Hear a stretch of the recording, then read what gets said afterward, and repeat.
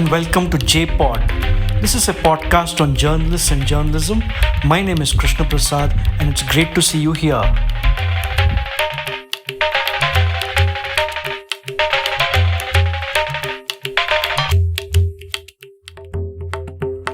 The role of social media in distorting societies by pouring in unfiltered information directly into the phones of users has been evident for nearly a decade now. But it took the American presidential elections of 2016, which installed Donald Trump in office, for Google, Facebook, and YouTube to come in for scrutiny. At first, Mark Zuckerberg and company feigned innocence. They even denied the possibility. But groundbreaking journalism in the Observer London exposed the role of Cambridge Analytica and other non-state actors in using social media platforms to reach voters directly and influence their decisions. Subsequent investigations and inquiries have removed all doubts that social media is a giant double-edged sword on which populist leaders are dancing. Now, with the 2020 elections just 5 months away, social media's role as a funnel for hatred, violence, and propaganda is once again back in focus. Twitter's decision to categorize Trump's unhinged tweets in the wake of the killing of a black American and Facebook's refusal to pull down his posts show which way Silicon Valley is swinging.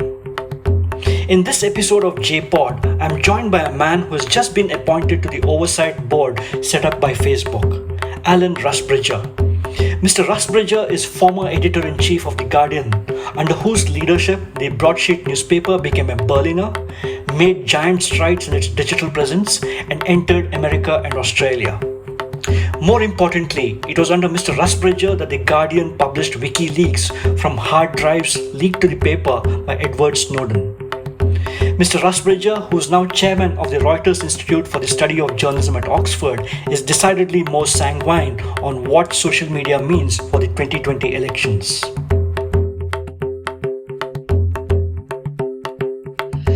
Mr. Alan Rusbridger, good morning. Good morning. Thank you for joining me on this episode of JPod, the podcast on journalists and journalism. Mr. Rusbridger, you were editor-in-chief of The Guardian, one of the world's great newspapers, and you have since been with the Reuters Institute for the Study of Journalism at Oxford. From your vantage position, Mr. Rusbridger, what do you think coronavirus has done to our profession, not just in the UK, but across the world? What broad trends are you picking up as we speak?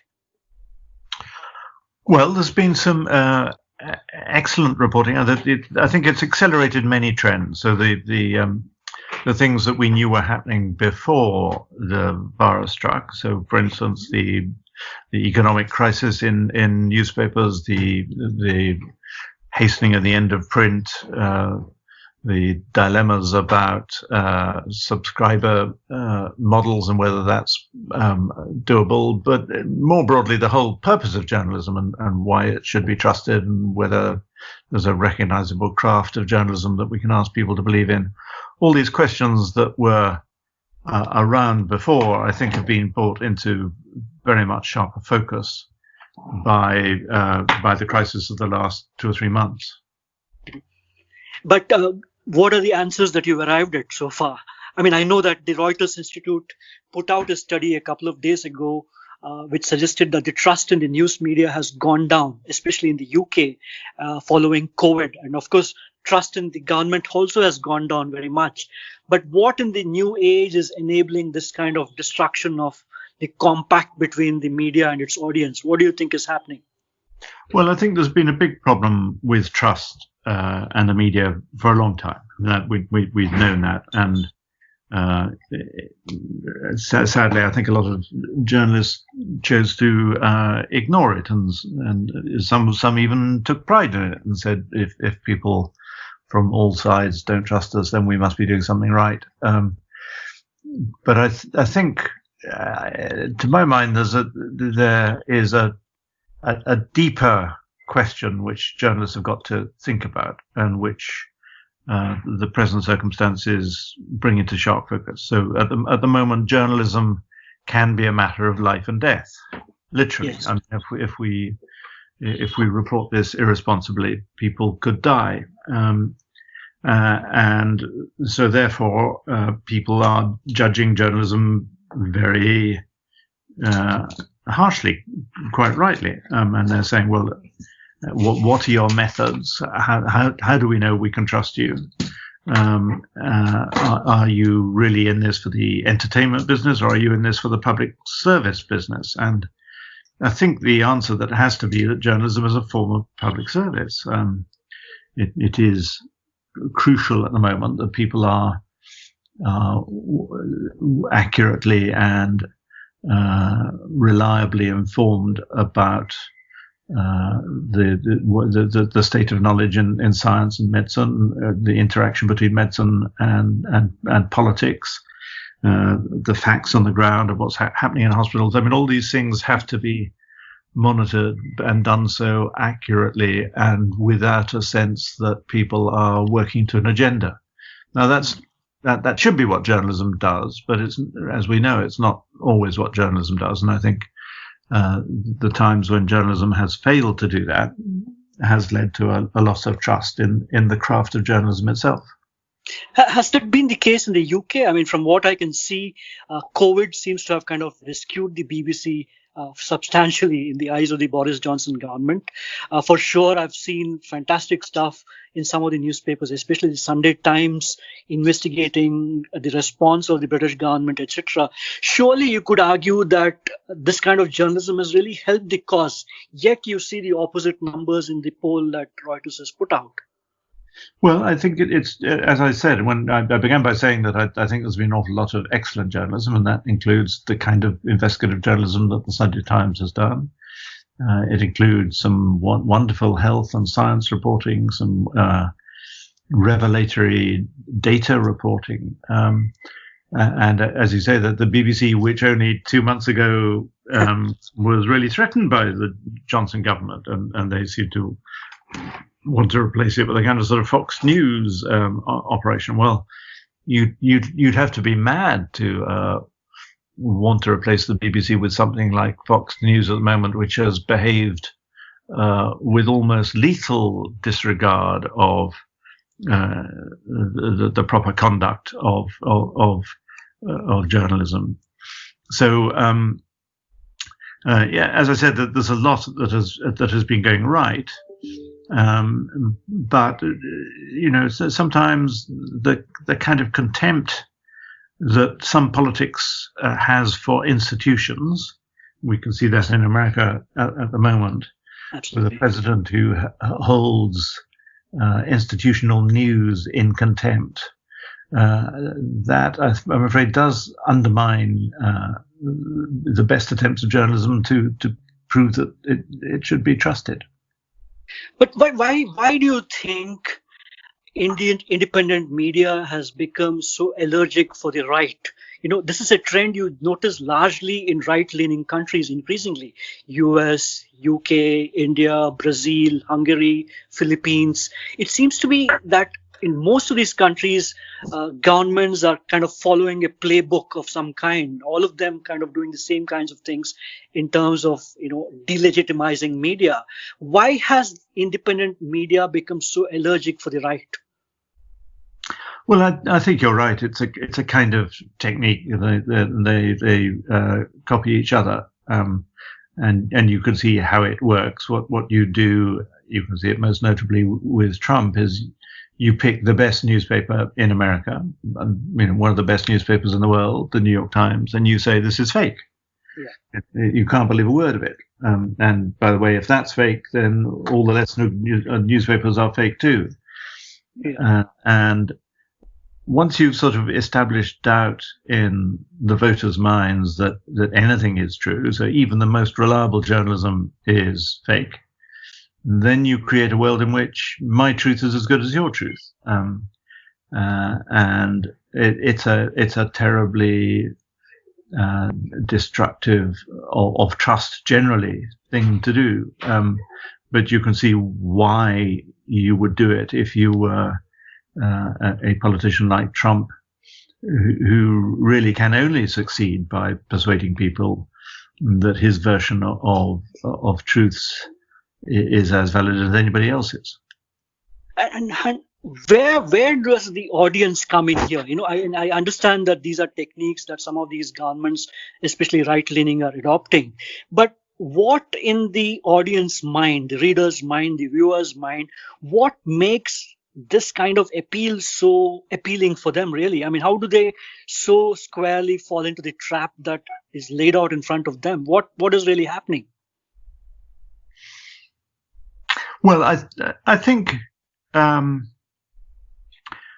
I think there's a moment of truth which I believe people are waking up to at the moment in this crisis, because they realize that whether information is true or not is critical. As it were, in times of peacetime, when things are ticking over, all these things are less vivid. But at the moment, it really matters whether what we're being told is true or not. And I think readers are realizing that when you stand on the edge of this precipice of information chaos, that everything stops working. Government stops working, law stops working, health itself stops working. So I think this sort of this period in which we stopped caring has come to an end. And I think it's going to require of all of us that we become much more critical readers and much more discerning users of social media. No, put another way, I mean, do you think the audience perforce wants to believe in the weird, the unbelievable, the unreal? Are politicians really bowling to the prurient tastes of viewers and readers and listeners, and that's why this is catching on? Or what really? I mean, I know this is a deep question in the sense that we can't have a simple answer, but surely when you say that trust in journalists and media is going down, or at least in the news we put out is going down, surely it must be because there's a greater audience for the opposite. Well, I think there is always an audience for conspiracy theories and for outlandish versions of the truth, and for highly partisan versions of the truth. And in the past, when there were very few filters, the filters were essentially people who own newspapers or printing presses or broadcast studios. They were the gatekeepers of knowledge, and now we have literally billions of gatekeepers of knowledge and publishers. And there will always be people who are in the market for different versions of the truth. And that, to me, is why it's so dangerous to undermine. Well, two things are dangerous. One is to undermine the institutional news, which is strong enough and independent enough to stand aside from power, and which has a system of craft. So what the Trump's game is a very, very dangerous one, but it's also very undermining of journalism. I think the journalists who have, to my mind, twisted the purpose of journalism over recent decades to make it into something that is more either about entertainment in order to make bigger profits and sell more copies or get more eyeballs, or it's simply about partisan politics. We're not going to tell you two sides of the story. We're only going to tell you one, and our real intent is to persuade you to our point of view. Now, if that's the way that you've done media for the last 20 or 30 years, you shouldn't be surprised at a moment like this if people are going to turn around and not believe you. Of course, we are speaking a couple of days after all that's happened in the United States. Photographers and reporters and cameramen being arrested and heckled and attacked. To ask a very political question, do you think what the American voter is seeing now on his television screen, could it impact the Trump the 2020 election, you think? Well, I think anybody who tries to predict anything in politics now is a brave person. I mean, you would think, wouldn't you, that with America in flames and huge numbers unemployed, the economy wrecked, violent divisions, that Trump would find it hard to be re-elected. And at the moment, Biden seems to be quite comfortably ahead in the polls. But people have written Trump off too often in the past to be confident that what seems like common sense will actually happen. But that, of course, then questions the common sense of the American voter, in the sense that you've seen what's happened to the country in 4 years.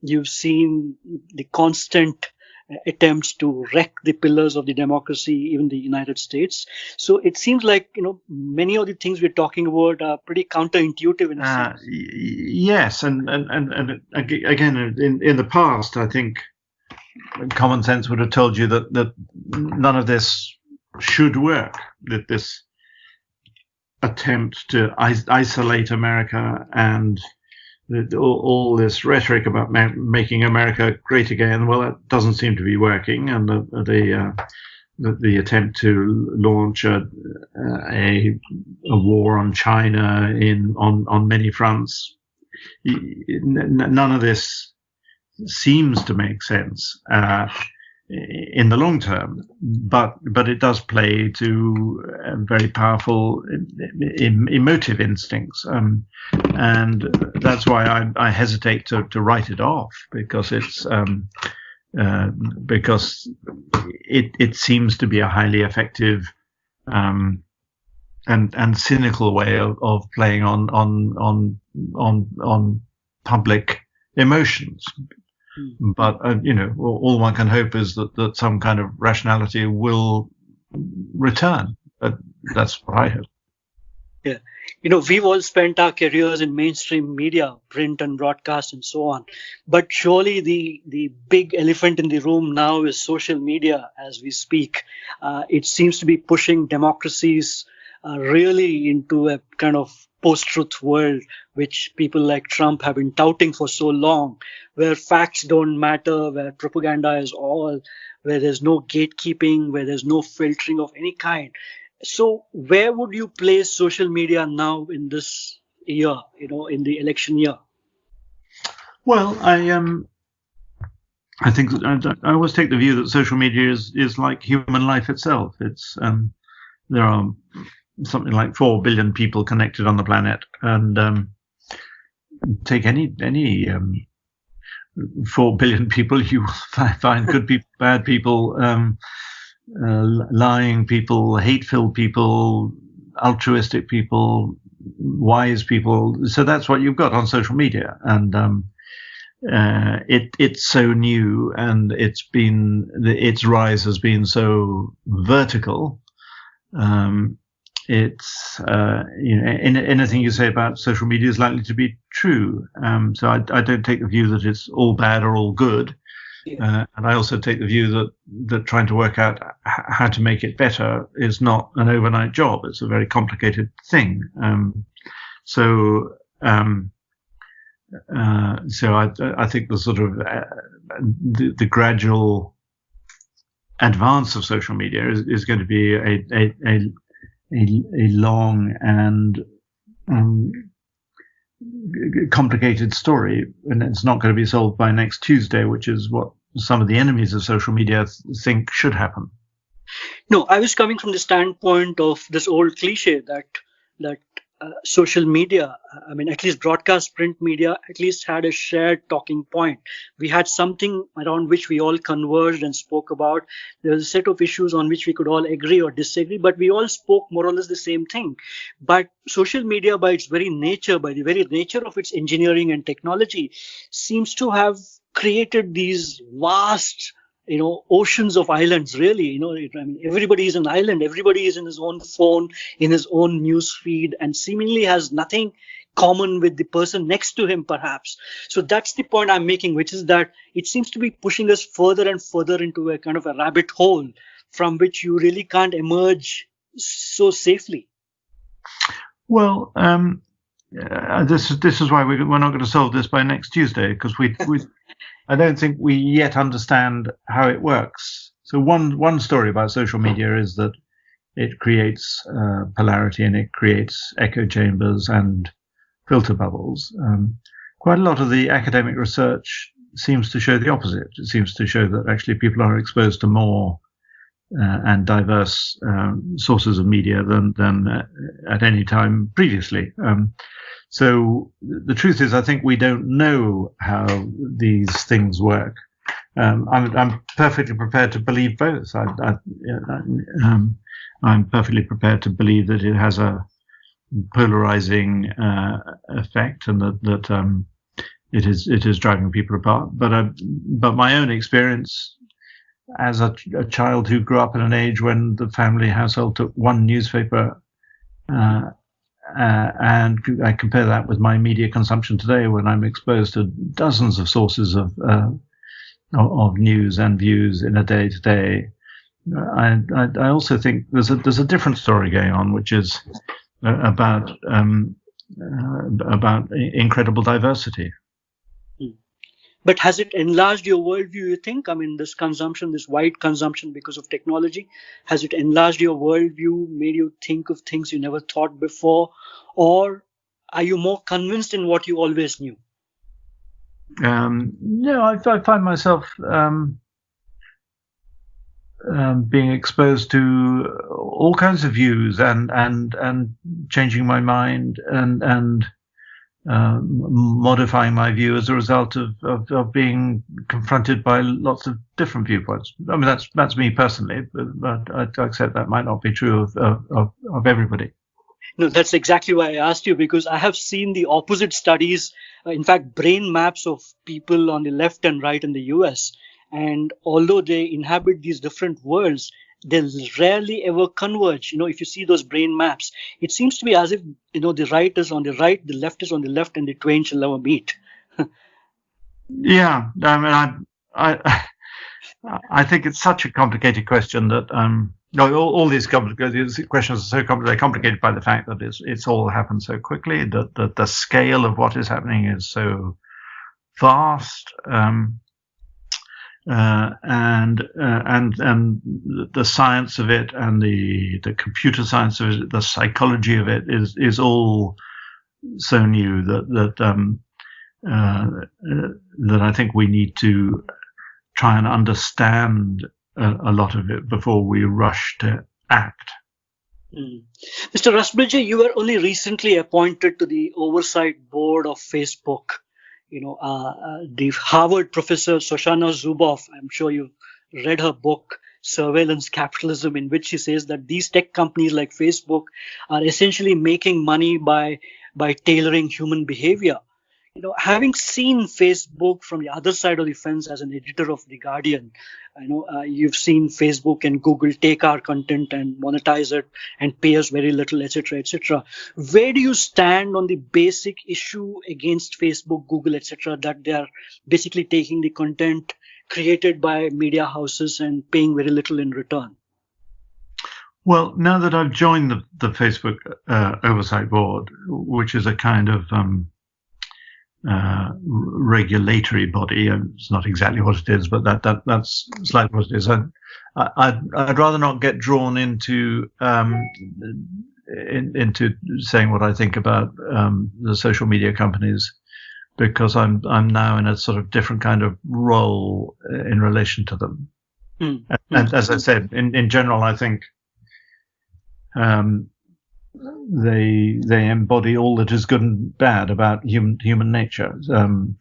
So I don't have a view that they're uniquely evil or that they're uniquely good. But I do think there's a responsibility of people who want them to be better to try and play a part. And if that works, that would be wonderful. If it doesn't work, then we'll have to try something else. But that's why I'm trying to do what I'm doing.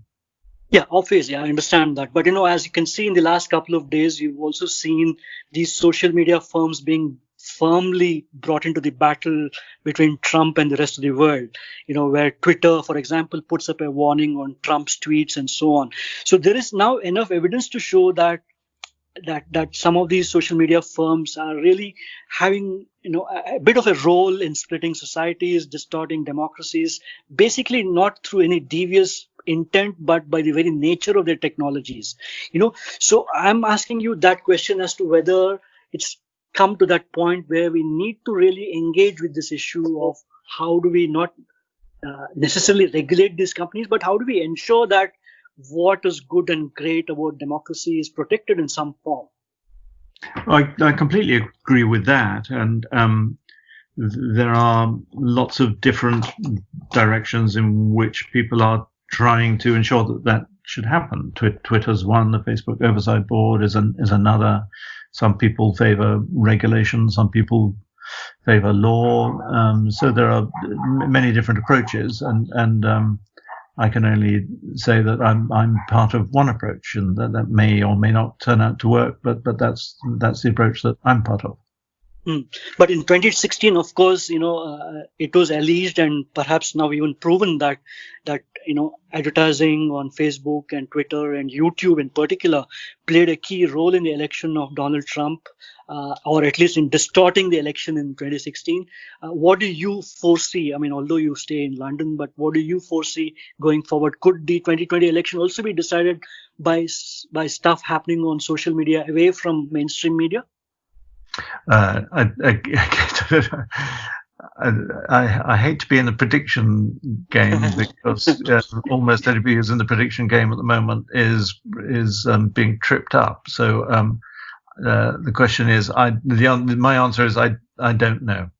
No, I mean to say not predict the election as much as predict what the tech firms have done. Have they kind of tightened up their act since 2016? Have they got their stuff in place? I can see that the oversight board is one of those, but have many of these other firms done things, you think, to ensure that foreign players or non-state actors do not play a role in the American election, which is clearly very crucial for global democracies across the world? Well, they say they have, and again, if you want me to be honest, I don't know what the truth of that is, but I think they say that they were in a way taken by surprise, and you can accept their word or not by what happened during the last elections, and that they have tightened up their procedures since. But I don't want to. I don't know whether that's true, and B, I have no way of prejudging whether that will be the case, and C, I mustn't get into areas in which I might be involved in a sort of quasi-judicial role, and that's a sort of highfalutin way of expressing what the purpose of the oversight board is. So I simply don't know, and I prefer the honesty of an answer that says I don't know to the very polarized view on both sides of people who claim to know but often don't.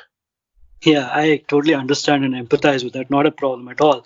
But Mr. Rusbridger, as we swing into the last few minutes, you being an acknowledged fan of gadgets, you were among the earliest, I'm told, to use the word processor. Journalism seemingly has survived the telegram, the radio, television, computer, and the internet. Will it survive the smartphone is a question I thought I would ask you. Yeah, there's always going to be, in my judgment, there will always be a need for journalism because societies can't work unless you can have an agreed basis of evidence and fact. We can see that very starkly at the moment. If we don't know what the science says or what the data is, then we can't tell how society should be behaving. And that's going to be, if you like, this is a dress rehearsal for climate change. So I think having people in society who are independent and highly rigorous arbiters and finders out of evidence and truth is, society is always going to need people like that. But at the moment, the economic model for doing that is not great. And I think of it really in a sort of public service terms. That we know there's no really commercial economic model for a police force or for a prison service or for a health service. universally available health service, but nevertheless, society needs these things. So we need to start thinking again about what information we need and how it's going to be provided and how it's going to be paid for. I mean, these are huge questions, and they're not going to be solved immediately. But I think I'm not gloomy about the need for journalists and journalism. But in the last 5 or 6 years since you've been out of the Guardian, you've had a lot of time, I presume, to think of what could be a future model. I mean, I know that people are talking of paywalls and this and that, but have you yourself had any other new out-of-the-box thoughts? Well, I think there won't be one model. That's clear. Some people are having success with paywalls in other markets and in other demographics. Paywalls don't seem to be working. There's a philanthropic model, there's a membership model, there's a subsidy model, there's a kind of sort of quasi charitable model. So I think there's not going to be one model that like the one that really existed when you had advertising and subscription. That was a model that served well for 200 or 300 years, but that seems to be going. So I don't think there's going to be one model. I think there will be a variety of models for different kinds of information. In the last couple of minutes left, Mr. Rusbridger, I thought I'll ask you for some advice. I mean, not necessarily for me, but for everyone else.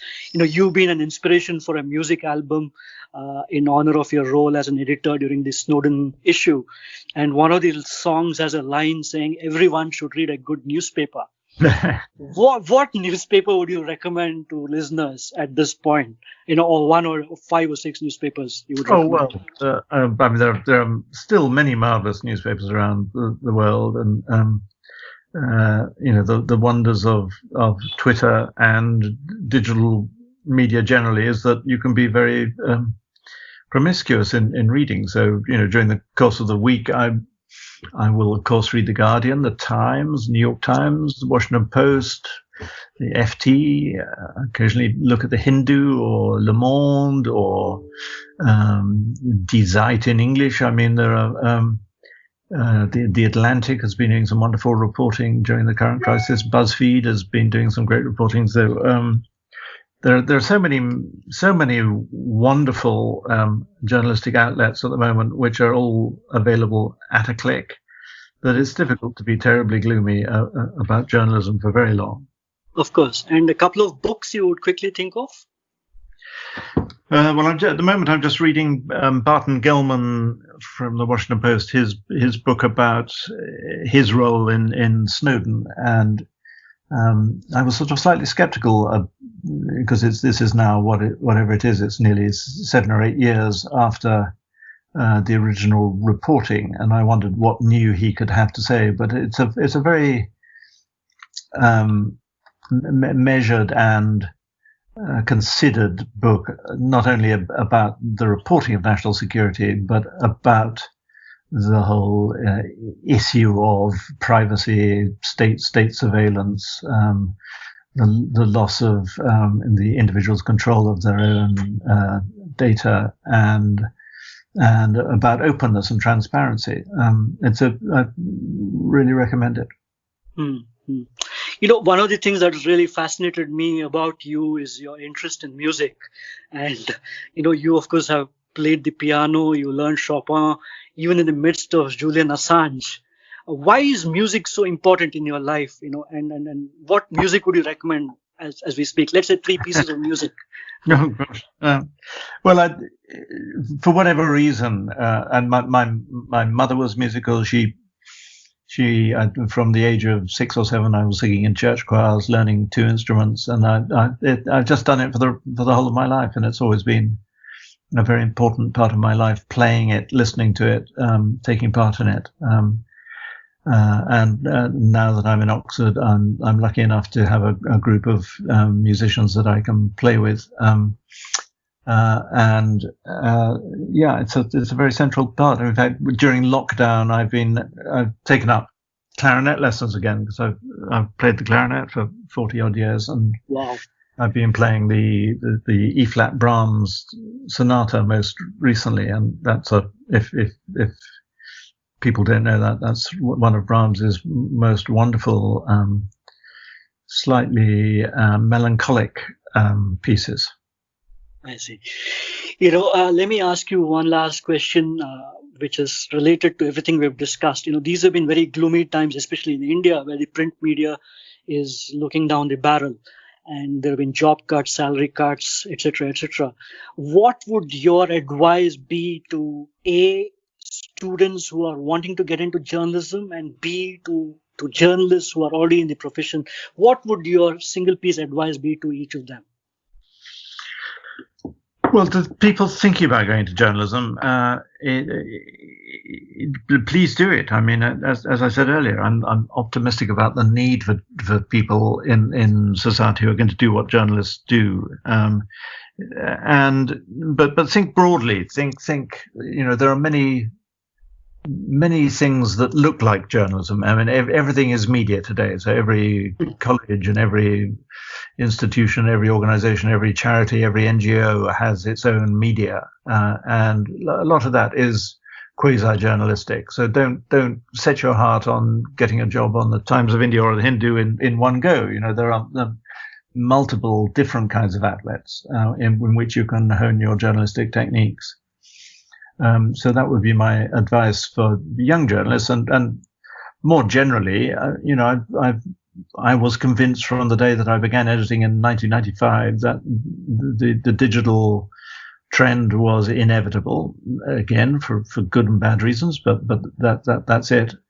And a lot of news organizations were resistant and didn't want to believe it, or didn't understand that this was a change, a profound democratic change, and that it wasn't simply about a different system of distribution. So I think you just have to be alive to how people use media in their own lives nowadays, and how the things we were talking about earlier, the different changing notions of trust and so forth, and the people who can interpret that best and understand what people need, what media people need, what news people need, will be the ones that will succeed.